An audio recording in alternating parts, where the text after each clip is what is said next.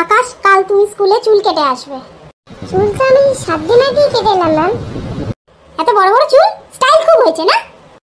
না ম্যাম, আমি তো ছোট করেই কাটলাম। সেসব জানি না, কালকে গার্জেন নিয়েই আসবে। আপনি কি আকাশের বাবা? হ্যাঁ। এত বড় বড় চুল আমি স্কুলে অ্যালাউ করব না। কেন ম্যাম? আমার তো চুল ছোটই। আমি আপনার কথা বলছি না। না মানে আমি তো এখন আপনার সামনে। আরে দূর মশাই, আমি আপনার ছেলের কথা বলছি, আকাশ। ও, কিন্তু ও তো কদিন আগে চুল কাটলো। আমি আরো ছোট চুল কাটতে বলছি।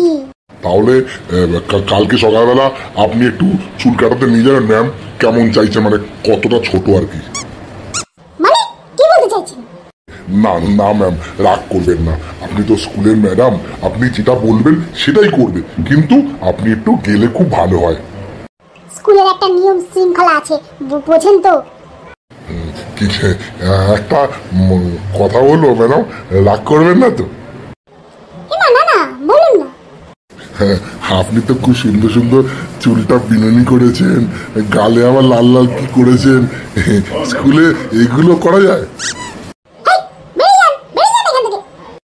না না, রাগ করছেন কেন? আপনি রাগ করবেন না, রাগ করবেন না প্লিজ, আপনার পায়ে পড়ি। আপনি স্কুলে এসে ম্যাডামের নামে একটা এরকম বলছেন? না না না ম্যাম, এই আমি আমি আমি এটা বলতে চাইনি। আপনার ছেলে আর কত ভালো হবে? না ম্যাম, ভালো করবো বলেই তো এই স্কুলে দিয়েছি। কিন্তু ম্যাম একটু ভেবে দেখবেন, স্কুলের নিয়ম শৃঙ্খলা বজায় রাখা তো আপনারও দরকার। বলুন, মানে আপনাদের সবার কথাই বলছি আর কি।